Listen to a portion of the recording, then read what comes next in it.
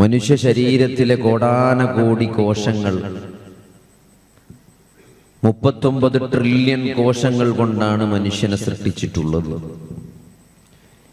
കേവലം ഒരു കോശത്തിന്റെ ഘടന മനുഷ്യന്റെ ഏറ്റവും സങ്കീർണമായ ആധുനിക ഇലക്ട്രോൺ മൈക്രോസ്കോപ്പിലൂടെ നോക്കിയിട്ട് ഒരു കോശത്തിനകത്ത് എന്തൊക്കെ സംവിധാനങ്ങളാണ് അള്ളാഹു സൃഷ്ടിച്ചു വച്ചിട്ടുള്ളത് എന്ന്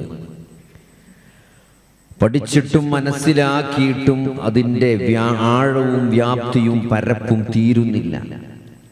ഒരു കോശമെടുത്താൽ അതിലെ ന്യൂക്ലിയസിലും അതിൻ്റെ പുറത്തുള്ള മറ്റു ഓരോ മൈറ്റോകോൺട്രിയാകട്ടെ എൻഡോപ്ലാസ്മിക് റെട്ടിക്കുലമാകട്ടെ, സയൻസ് പഠിക്കുന്ന കുട്ടികൾക്കറിയാം കോശത്തിൻ്റെ ഉള്ളിൽ എന്തൊക്കെയുണ്ട്. അതൊക്കെ എന്തിനാണ്? ഓരോന്നിനും കൃത്യമായ ലക്ഷ്യങ്ങളുണ്ട്. അതിസങ്കീർണമായ മനുഷ്യൻ എന്ന സൃഷ്ടി, 39 ട്രില്യൺ കോശങ്ങൾ കൊണ്ട് സൃഷ്ടിച്ചിരിക്കുന്ന മനുഷ്യൻ അല്ലെ? മനുഷ്യന്റെ മുടി, പുരികം, ഇതോരോന്നും നിങ്ങൾ പുരികെടുത്തിട്ട് മുറിച്ചിട്ട് നിങ്ങൾ പരിശോധിച്ചാലും, നിങ്ങൾ രോമെടുത്ത് മുറിച്ചാലും, മീശെടുത്ത് മുറിച്ചാലും, കണ്ണിന്റെ പുരികെടുത്ത് വെച്ചാലും ഇതൊക്കെ ഏകദേശം ഒരേപോലെയാണ്. അതിൻ്റെ സ്ട്രക്ചർ എല്ലാം ഒരേപോലെയാണ്. പക്ഷേ മുടിയും മീശയും ഒക്കെ അങ്ങനെ വളർന്നുകൊണ്ടേയിരിക്കും. പുരികം, രോമൊന്നും ഒരു പരിധി വിട്ട് വളരൂല. അപ്പൊ അതിന്റെ വളർച്ചയെ നിയന്ത്രിക്കുന്നത് ആരാണ്? അതൊക്കെ അതിന്റെ കോശങ്ങളിലുള്ള ന്യൂക്ലിയസിലുള്ള DNA-യിൽ കോഡ് ചെയ്തിട്ടുണ്ട് എന്നാണ്. അപ്പൊ ഇത്രയും സങ്കീർണമായ സൃഷ്ടിപ്പ് നടത്തി ഓരോന്നിനും എന്തുകൊണ്ടാണ് അത് അങ്ങനെ? അത് ഇന്ന കാരണം കൊണ്ടാണ്. അങ്ങനെ മനുഷ്യന്റെ ശരീരത്തിലുള്ള ചെറിയ ചെറിയ കാര്യങ്ങൾക്ക് പോലും കൃത്യമായ ലക്ഷ്യങ്ങളും ഉദ്ദേശങ്ങളുമുണ്ട്. എന്നിട്ട് മനുഷ്യൻ എന്ന സങ്കീർണമായ ഈ ജീവിക്ക് മാത്രം, അവന്റെ ജീവിതത്തിന് മാത്രം ഒരു ലക്ഷ്യവുമില്ല, ഒരു ഉദ്ദേശവുമില്ല എന്ന് പറയുമ്പോൾ നിങ്ങളെ നാം വെറുതെ സൃഷ്ടിച്ചതാണെന്ന് നിങ്ങൾ വിചാരിക്കുന്നുണ്ടോ? അന്നമാ ഖലഖനാകും ഹബസ, നിങ്ങൾ വെറുതെ സൃഷ്ടിക്കപ്പെട്ടതാണെന്ന് നിങ്ങൾ വിചാരിക്കുന്നുണ്ടോ എന്ന് അല്ലാഹു സുബ്ഹാനഹു വ തആല ഖുർആനിൽ ചോദിക്കുന്നുണ്ട്. ജീവിച്ചങ്ങോട്ട് മരിച്ചു പോകാൻ വേണ്ടിയാണോ നമ്മളെയൊക്കെ സൃഷ്ടിച്ചത്? അല്ല, നമ്മുടെ ജീവിതത്തിന് കൃത്യമായ ഒരു ലക്ഷ്യമുണ്ട്. ഏറ്റവും വലിയ ദുരന്തം എന്ന് പറയുന്നത് ആ ലക്ഷ്യം മനസ്സിലാക്കാതെ ഒരാൾ ജീവിക്കണം. അതാണ് ഒരു മനുഷ്യന്റെ ജീവിതത്തിലെ ഏറ്റവും വലിയ ദുരന്തം. ഞാൻ എന്തിനു വേണ്ടിയാണ് സൃഷ്ടിക്കപ്പെട്ടത് എന്ന് കൃത്യമായി മനസ്സിലാക്കാതെ ഒരാൾ ജീവിക്കുക എന്ന് പറഞ്ഞത് അത് വലിയ കഷ്ടമാണ്, അല്ലേ? ഒരു എന്തിനപ്പോ നമ്മൾ തിരുവനന്തപുരത്തേക്ക് ഒരു പേപ്പർ ശരിയാക്കാൻ വേണ്ടി ചെന്നിട്ട് നമ്മൾ ശരിയാക്കാൻ വന്നത് ആ പേപ്പറിനെ പറ്റി നമ്മൾ യാതൊരു വിചാരമില്ലാതെ അതിൽ തിരിഞ്ഞു കളിച്ച് മൃഗശാലയും കാഴ്ചമംഗളാവൊക്കെ കണ്ട് മ്യൂസിയൊക്കെ കണ്ട് നടന്നാല് എന്താണ് അവസ്ഥ? അതേപോലെയാണ് സഹോദരങ്ങളെ, നമ്മുടെ ജീവിതത്തിന് കൃത്യമായ ഒരു ലക്ഷ്യമുണ്ട്. ആ ലക്ഷ്യം അല്ലാഹു സുബ്ഹാനഹു വ തആല കൃത്യമായി പഠിപ്പിച്ചിട്ടുണ്ട്. കുൻതും ഖൈറ ഉമ്മത്തിൻ ഉഖ്രിജത് ലിന്നാസ് തഅ്മുറൂന ബിൽ മഅറൂഫ് വതൻഹൗന അനിൽ മുൻകർ വതുഅ്മിനൂന ബില്ലാഹ്. കുൻതും ഖൈറ ഉമ്മ, കുൻതും ഖൈറ ഉമ്മ, നിങ്ങളാണ് ഏറ്റവും നല്ല സമൂഹം.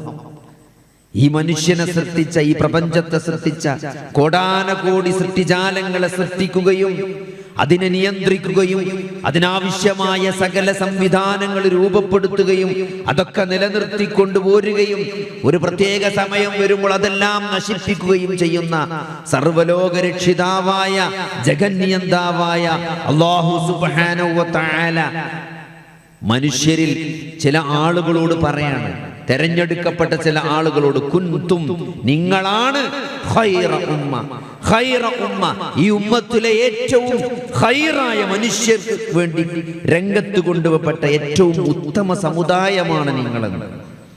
സഹോദരങ്ങളെ, അതൊരു അലങ്കാരമല്ല, അതൊരു ഉത്തരവാദിത്തമാണ്. അതൊരു ഉത്തരവാദിത്തമാണ്. എന്താണത്?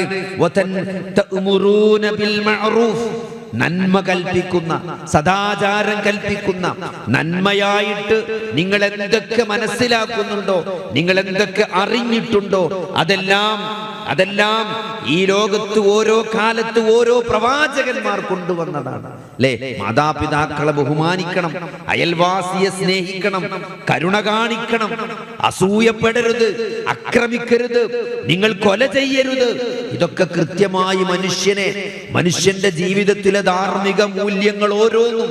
എന്തിനേറെ സഹോദരങ്ങളെ, വിവാഹം ഇതൊന്നും മനുഷ്യൻ കാലങ്ങളായി റിസർച്ച് നടത്തി കണ്ടുപിടിച്ച ഒന്നല്ല. ഏതെങ്കിലും ആന്ത്രോപോളജിസ്റ്റ് കുറെ നേരം ചിന്തിച്ച് കണ്ടുപിടിച്ചതല്ല വിവാഹം എന്നത്. ഇതൊക്കെ അള്ളാഹു ആകാശ ലോകത്ത് നിന്ന് വഹിയായിട്ട് പ്രവാചകന്മാരിലൂടെ പ്രായോഗികമായി മനുഷ്യനെ പഠിപ്പിച്ച കാര്യമാണ്. അല്ലെ? നിങ്ങളിപ്പോ നിയമനിർമ്മാണം നടത്തുമ്പോൾ നമ്മൾ ബ്രിട്ടീഷ് നിയമമാണ് നോക്കിയത്. അല്ലെ? ഇവിടെ ബ്രിട്ടീഷുകാര് ഭരിച്ചത് കൊണ്ട് നമ്മൾ ലോയുടെ പുസ്തകം എഴുതിയപ്പോൾ പല നിയമങ്ങളും ബ്രിട്ടീഷുകാരൻ്റെത് കടമെടുത്തതാണ്. അങ്ങനെ ലോകത്ത് ഓരോ നിയമ സംഹിതകൾ, ഓരോ നീതിന്യായ വ്യവസ്ഥകൾ രചിക്കപ്പെട്ടപ്പോഴും അതിലൊക്കെ നന്മയായിട്ട്, അതിലെല്ലാം നന്മ സ്വാധീനിച്ചിട്ടുണ്ട്, നീതി സ്വാധീനിച്ചിട്ടുണ്ട്. അതൊക്കെ കാലാകാലങ്ങളിലായിട്ട് പ്രവാചകന്മാർ വേദഗ്രന്ഥങ്ങളിലൂടെ, പഴയ നിയമം തൗറാത്തിലും ഇൻജീലിലും ഖുർആനിലുമൊക്കെ അള്ളാഹു പഠിപ്പിച്ച ധാർമ്മിക മൂല്യങ്ങൾ തന്നെയാണ് സഹോദരങ്ങളെ ഇന്നും നന്മയായിട്ട് ജനങ്ങൾ മനസ്സിലാക്കുന്നത്. അപ്പോ ആ നന്മ കൽപ്പിക്കുന്ന ആളുകൾ, തഅ്മുറൂന ബിൽ മഅറൂഫ്, സദാചാരം കൽപ്പിക്കുന്ന, നന്മ കൽപ്പിക്കുന്ന, നന്മയെ സ്നേഹിക്കുന്ന, നന്മയോട് താല്പര്യം കാണിക്കുന്ന, നന്മക്ക് വേണ്ടി നിലകൊള്ളുന്ന ആളുകൾ. പിന്നെ വതൻഹൗന അനിൽ മുൻകർ, അവിടെ അവസാനിക്കുന്നില്ല. നന്മ മാത്രം പോരാ, തിന്മയെ വിരോധിക്കണം, ദുരാചാരങ്ങളിൽ നിന്ന് മാറി നിൽക്കണം. ഇത് ദുരാചാരമാണ്, ഇത് തെറ്റാണ്, ഇത് വലിയ തിന്മയാണ് എന്ന് അത് ചൂണ്ടിക്കാട്ടുവാനും തടയാൻ കഴിയുന്നിടത്ത് തടയുവാനും ഒരു വിശ്വാസി തയ്യാറാകേണ്ടതുണ്ട്. അപ്പോഴാണ് കുൻതും ഖൈറ ഉമ്മ, നിങ്ങളാണ് ഏറ്റവും നല്ല സമൂഹം, നിങ്ങളാണ് തെരഞ്ഞെടുക്കപ്പെട്ട ഏറ്റവും നല്ല സമൂഹം എന്ന അള്ളാഹുവിന്റെ അലങ്കാരത്തിന് നമ്മൾ അർഹരാകുന്നത് ആ ഉത്തരവാദിത്തം നമ്മൾ നിർവഹിക്കുമ്പോഴാണ്. അതുകൊണ്ടാണ് നമ്മൾ മുസ്ലിം എന്നറിയപ്പെടുന്നത്. അല്ലേ? അതുകൊണ്ടാണ് നമ്മൾ മുസ്ലിം എന്നറിയപ്പെടുന്നത്. സൂറത്തുൽ ഹജ്ജിന്റെ അവസാനത്തിൽ ഹുവജ്തബാകും വമാ ജഅല അലൈക്കും ഫിദ്ദീനി മിൻ ഹറജ് മില്ലത അബീകും ഇബ്രാഹിം ഹുവ സമ്മാകുമുൽ മുസ്ലിമീന മിൻ ഖബ്ലു വഫീ ഹാദാ ലിയകൂന അർ-റസൂലു ഷഹീദൻ അലൈക്കും വതകൂനു ശുഹദാ അലന്നാസ് فأقيموا الصلاة وآتوا الزكاة واعتصموا بالله هو مولاكم فنعم المولى ونعم النصير എന്ന സൂറത്ത് ഹജ്ജിന്റെ അവസാനത്തെ ആയത്ത്. സഹോദരങ്ങളെ, അതൊന്ന് അർത്ഥമറിഞ്ഞുകൊണ്ട്, ആശയമറിഞ്ഞുകൊണ്ട്, അതിന്റെ ഗാംഭീര്യം മനസ്സിലാക്കിക്കൊണ്ട് അത് നമ്മൾ ഓതിയാൽ നമ്മൾ ആരാണ് എന്ന് നമുക്ക് മനസ്സിലാകും. ഹുവജ്തബാകും, അതിന്റെ ഓരോ വാക്കും എത്ര കൃത്യമായിട്ടാണ് അല്ലാഹു പറഞ്ഞത്. ഹുവജ്തബാകും, അവനാണ് നിങ്ങളെ തെരഞ്ഞെടുത്തത് എന്നാണ്. ഇജ്തബ എന്ന അറബി പദത്തിന് ഇസ്തഫ എന്ന അർത്ഥം കൊടുത്തായിട്ട് കാണാൻ പറ്റും. പക്ഷേ ഖുർആൻ ഇസ്തഫ എന്ന് വേറെ സ്ഥലത്ത് പറഞ്ഞിട്ടുണ്ട്. ഖുർആൻ വേണമെങ്കിൽ ഇസ്തഫ എന്ന് പറയാമായിരുന്നു, പക്ഷേ ഇവിടെ ഇജ്തബ എന്നാ പറഞ്ഞത്. അർത്ഥം നോക്കിയാൽ ഇസ്തഫ ഇജ്തബയൊക്കെ ഒരേ അർത്ഥമാണ് കാണുക, പക്ഷെ വ്യത്യാസമുണ്ട്. ഇസ്തഫ എന്ന് പറഞ്ഞാൽ തെരഞ്ഞെടുക്കപ്പെട്ടവനാണ്. മുസ്തഫ, മുഹമ്മദ് മുസ്തഫ നബി സല്ലല്ലാഹു അലൈഹി വസല്ലമ തെരഞ്ഞെടുക്കപ്പെട്ടവനാണ്. പക്ഷെ ഇജ്തബ എന്ന് പറഞ്ഞാൽ അർഹനായവരെയാണ് തെരഞ്ഞെടുക്കുക. അർഹതയുള്ള ആളെ തെരഞ്ഞെടുക്കണീനാണ് ഇജ്തബ എന്ന് കറക്റ്റായിട്ട് ഉപയോഗിക്കുക. ഇജ്തബാക്കും, അവൻ നിങ്ങളെ തെരഞ്ഞെടുത്തിരിക്കുന്നു. എന്തിന്?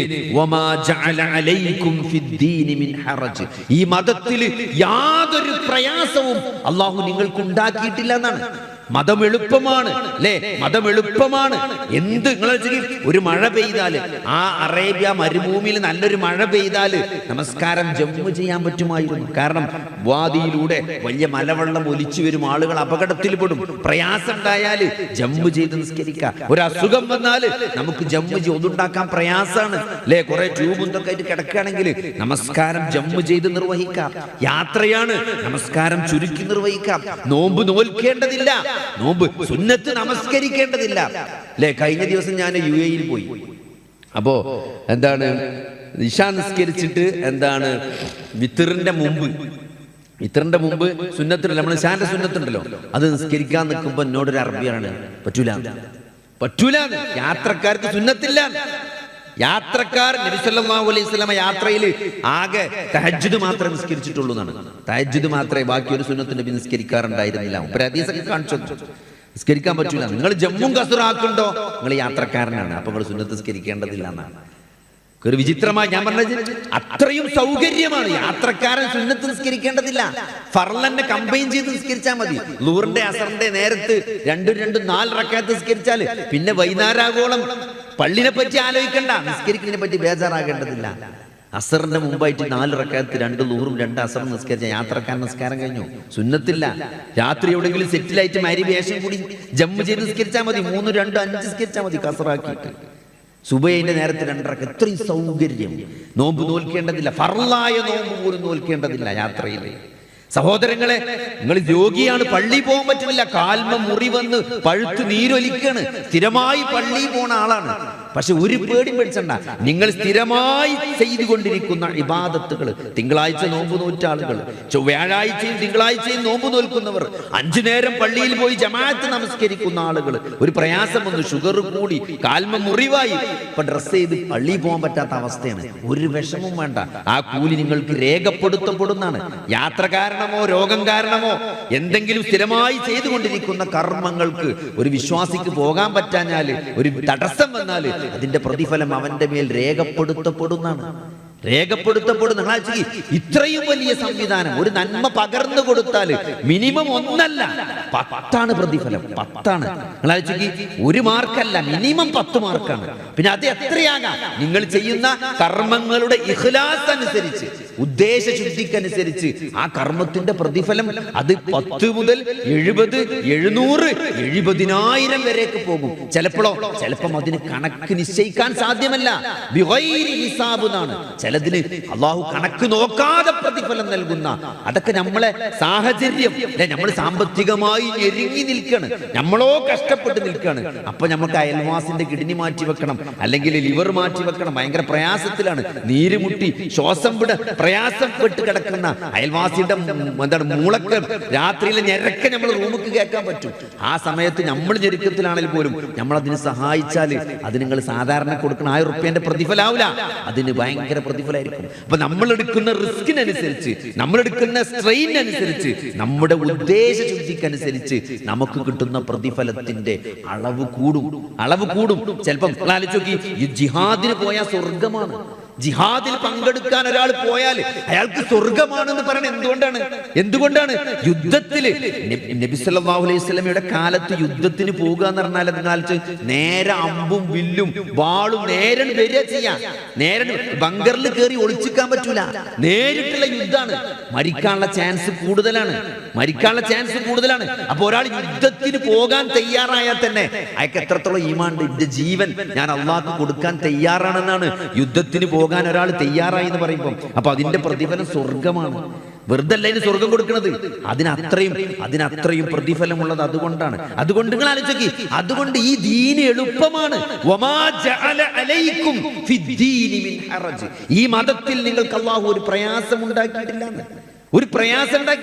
നിങ്ങൾക്ക് ചെയ്യാൻ പറ്റാത്ത നിങ്ങൾ ചെയ്യണ്ട. നിങ്ങൾക്ക് പൈസ അല്ലേ, വരുമാനല്ലേ, സക്കാത്ത് കൊടുക്കേണ്ടതില്ല.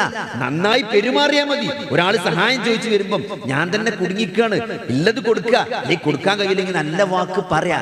ഓനെ ചോദ്യം ചെയ്ത് ഇടങ്ങേറാക്കി വലിയ ഇൻവെസ്റ്റിഗേഷൻ ഒക്കെ നടത്തി ഓനെ ചടപ്പിക്കേണ്ട ആവശ്യമില്ല. എന്നെ കൊണ്ട് കഴിയൂല, ഞാൻ തന്നെ കുറച്ച് പ്രയാസത്തിലാണ്, ഇൻഷാ അല്ലാഹ് കഴിവുണ്ടെങ്കിൽ തരും എന്ന് പറയാം. സഹോദരൻ, അല്ലെങ്കിൽ കഴിവിനനുസരിച്ച് കൊടുക്കാം. ഒരു പ്രയാസമില്ല. സത്യസന്ധമാണോ, നിങ്ങൾക്ക് ഒരു പ്രയാസം അല്ലാഹു നിങ്ങളെ മനസ്സിലേക്ക്, നിങ്ങളെ അവസ്ഥ അറിയണ പടച്ചോനാണ്. അതുകൊണ്ട് ഈ മതത്തിൽ ഒരു പ്രയാസമില്ല. നിങ്ങൾക്ക് പ്രയാസം ഉണ്ടോ, ഞാൻ പറയില്ല നിസ്കരിച്ചണ്ട, നിങ്ങൾ ആ സമയം അങ്ങോട്ടും ഇങ്ങോട്ടൊക്കെ ആക്കാം. നിസ്കാരം ഒഴിവാക്കാൻ പറ്റൂല. കടന്നിട്ടെങ്കിലും നിസ്കരിക്കണം, അല്ലേ? സുന്നത്ത് നിസ്കരിക്കേണ്ടതില്ല പ്രയാസം ഉണ്ടെങ്കിൽ. പക്ഷേ നമുക്ക് ദിക്ർ ചെല്ലാം, ഖുർആൻ ഓതാം, അങ്ങനെ കഴിയണ കാര്യം അള്ളാഹു നിങ്ങൾക്ക് കഴിയാത്തത് നിങ്ങളുടെ മേൽ കൽപ്പിക്കുകയില്ല എന്ന് ആമന റസൂൽ നമ്മൾ ഓതുമ്പോൾ നമ്മൾ പറയും. അതിന്റെ അർത്ഥം സഹോദരങ്ങളെ എന്താണ്? ചില ആൾക്കാർ മനസ്സിലാക്കിയത് എന്താരോ, കഴിയാത്തതൊന്നും പടച്ചോൻ നമ്മളോട് പറയില്ല എന്നാ. അതുകൊണ്ട് അതൊന്നും നമ്മൾ ചെയ്യേണ്ടതില്ല എന്നല്ല. അള്ളാഹു സുബ്ഹാനഹു വ തആല എന്തൊക്കെ കൽപ്പിച്ചിട്ടുണ്ടോ അതൊക്കെ കഴിയുന്നതാണെന്നാണ് ആ ആയത്തിന്റെ അർത്ഥം. കഴിയാത്തത് കൽപ്പിക്കൂല എന്ന് പറഞ്ഞാൽ നമ്മൾ എങ്ങനെയാണ് മനസ്സിലാക്കേണ്ടത്? കൃത്യമായിട്ട് പണ്ഡിതന്മാർ പഠിപ്പിച്ചു. അതിന്റെ അർത്ഥം കഴിയാത്തതൊന്നും ചെയ്യണ്ടെന്നല്ല. അതെ, അള്ളാഹു സുബ്ഹാനഹു വ തആല ഒരു കാര്യം ഫർളാക്കിയിട്ടുണ്ടെങ്കിൽ അത് മനുഷ്യനെ കൊണ്ട് ചെയ്യാൻ കഴിയുന്നതാണ്. വ്യഭിചരിക്കരുത്. സഹോദരങ്ങളെ, ആരോടാണ് വ്യഭിചരിക്കരുതെന്ന് പറഞ്ഞത്? 4 ഭാര്യമാരെയും 4 സ്ത്രീകളെ ഒരാൾക്ക് കല്യാണം കഴിക്കാം. അതിനപ്പുറത്ത് പോകാൻ പാടില്ല എന്നുള്ളൂ. പിന്നെന്തിനാണ് വ്യഭിചരിക്കുന്നത്? പിന്നെന്തിനാണ് സഹോദരങ്ങളെ ഒരാൾ വ്യഭിചരിക്കേണ്ടി വരുന്നത്? അപ്പൊ അതുകൊണ്ട് എല്ലാത്തിനും കൃത്യമായിട്ടുള്ള പരിഹാരം ഇസ്ലാം നൽകിയിട്ടുണ്ട്. എന്നിട്ടാണ് ഒരു കാര്യം ചെയ്യരുത് എന്ന് പറഞ്ഞിട്ടുള്ളൂ, അല്ലാതെ ഒരു പ്രയാസപ്പെടുത്തിയിട്ടില്ല. അതുകൊണ്ട് ഇസ്ലാമിന്റെ ഏതൊരു കാര്യവും, ഈ മതത്തിന്റെ ഏതൊരു നിയമവും, അത് അള്ളാഹു നിങ്ങളോട് ഒരു കാര്യം വിരോധിച്ചിട്ടുണ്ടോ അതിലൊരു ഖൈറുണ്ട്, അതിൽ തിന്മയുണ്ട്. അത് ചെയ്യാതിരുന്നാൽ അതിൽ നന്മയുണ്ട്. അത് നിങ്ങളെ ജീവിതത്തെ നശിപ്പിക്കും. അല്ലെ, എത്ര ആളുകളാണ് സഹോദരങ്ങളെ അവിഹിത ബന്ധങ്ങളിലും മറ്റൊക്കെ പോയിട്ട് കുടുംബ ബന്ധങ്ങൾ തകർന്നു കിടക്കുന്നത്? എത്ര ആളുകളാണ് അല്ലെ? ഇപ്പൊ ആക്സിഡന്റ് ഒക്കെ ആയിട്ട് വരുമ്പോഴേ നമ്മൾ കാണുന്ന കാഴ്ച എന്താ പറയുക? മുന്നിലിരിക്കുന്ന കാഫ് വണ്ടി ഓട്ടുക, ബാക്കിലിരിക്കണ മുസ്ലിം പെൺകുട്ടിയാണ് ബാക്കിലിരിക്കണത് അല്ലെ. എന്നിട്ട് ബോധമല്ലാതെ കൊണ്ടുവരുമ്പോൾ ആൾക്കാർ വരുമ്പോഴാണ് നല്ല താടിയും വെച്ച മാപ്പിയും പറതട്ട മാപ്പിയും പോയത് മുന്നിൽ കാഫിന്റെ കൂടെയാണ് ബൈക്കിൽ പോയിട്ട് പന്തല്ലാതെ കിടക്കണ വെന്റിലേറ്ററിനെ. ആർക്കും അറിയില്ല സഹോദരങ്ങളെ, നമ്മളെ പെൺകുട്ടികളാണ്. എന്തുകൊണ്ട് ഇത് സംഭവിക്കുന്നു? കൃത്യമായിട്ട് നമ്മൾ ദീന് കൃത്യമായിട്ട് പഠിപ്പിക്കാത്തതാണോ? അതോ കൃത്യമായ ബോധം പഠിപ്പിക്കുന്നതിനപ്പുറത്തേക്ക് നമ്മൾ മതവിദ്യാഭ്യാസം മദ്രസയിൽ കൊടുത്തു എന്നതിനപ്പുറം ആ മതവിദ്യാഭ്യാസം എന്നത് ഒരു മതബോധമായി വളരേണ്ടതുണ്ട്. നിസ്കരിക്കണം, നോൽപോൽക്കണം എന്നുള്ള ആ പഠിപ്പിക്കലല്ല സഹോദരങ്ങളെ. ആ പഠിപ്പിക്കലിൽ കുട്ടിക്ക് കിട്ടേണ്ട ഒരു കാര്യമുണ്ട് അല്ലെ. ഇത് സത്യമാണ്. ഈ അള്ളാഹു നമ്മളെ സൃഷ്ടിച്ചത് ഒരു ഉദ്ദേശമുണ്ട്. മരണത്തിന് ശേഷം വിചാരണയുണ്ട്. അള്ളാഹു ചില കാര്യങ്ങൾ കൽപ്പിച്ചിട്ടുണ്ട്, ചിലത് ചെയ്യരുതെന്ന് പറഞ്ഞിട്ടുണ്ട്, ചിലത് ചെയ്യണമെന്ന് പറഞ്ഞിട്ടുണ്ട്. ഇതിനൊക്കെ ഒരു ഉദ്ദേശമുണ്ട്. ഇതിലെല്ലാം ഇതൊക്കെ ചോദ്യം ചെയ്യപ്പെടുന്ന കാര്യമാണ് എന്ന്. ഈ മതത്തിൽ ഒരു പ്രയാസവും അള്ളാഹു നിങ്ങൾക്ക് ഉണ്ടാക്കിയിട്ടില്ല എന്നാണ്. ഈ മതം എളുപ്പമാണ് അല്ലെ. എന്തെങ്കിലും ഇസ്ലാം വിരോധിച്ച ഏത് കാര്യങ്ങൾ എടുത്തു നോക്കി, മദ്യത്തിൽ എന്തെങ്കിലും ഹൈറുണ്ടോ അല്ലെ? ഇപ്പൊ MDM വന്നു, കഞ്ചാവ് മയക്കുമരുന്നൊക്കെ പോയിട്ട് കൊക്കൈനൊക്കെ പോയിട്ട് MDM വന്നു. എന്താണ്? കെമിക്കലാണത്. അതായത് കഞ്ചാവിലും കൊക്കൈനിലൊക്കെ അവസാനം എന്താണുള്ളത്? അതിങ്ങനെ ആറ്റി കുറുക്കി കൊണ്ടുവന്നാല് അതിൽ നമുക്ക് ഗുമ്മ് കിട്ടുന്ന ഒരു സാധനം ഉണ്ട്. അത് വളരെ കുറച്ചുള്ളൂ കഞ്ചാവിലൊക്കെ. ആ ഗുമ്മ് കിട്ടുന്ന സാധനം മാത്രമായിട്ട് ഉണ്ടാക്കി അങ്ങനെ ഉണ്ടാവും. അതാണ് MDMA പറഞ്ഞാല്. അതാണ് രാസലഹരി എന്ന് പറഞ്ഞാല്. അതില് ഗുമ്മ് കിട്ടുന്ന സാധനം മാത്രം അത് സെപ്പറേറ്റ് ഉണ്ടാക്കിയേക്കാണ്.